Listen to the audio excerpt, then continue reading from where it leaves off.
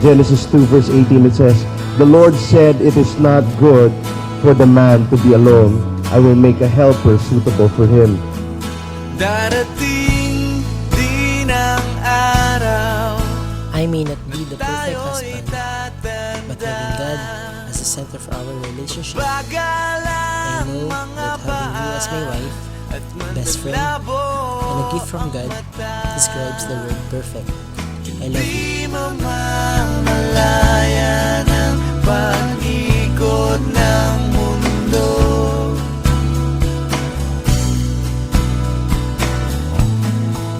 Darating din ang panahon na malalagas ang buhok, balat ay kukulubot at makukuba ang likod. Hindi malilimutan ang pag-ibig ko sa'yo, magpakailan man.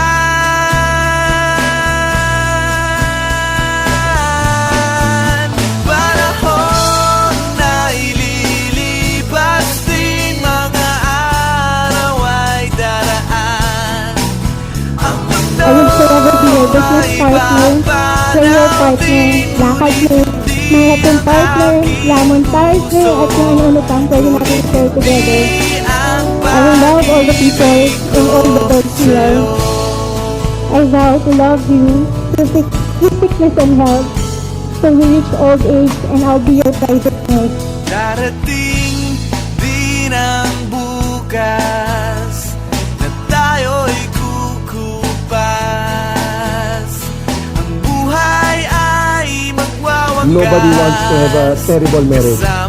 That's why couples, you don't fight in your marriage, you fight for your marriage. It's not important if right or wrong, but the most important thing is how do I restore this marriage? How do I restore this relationship?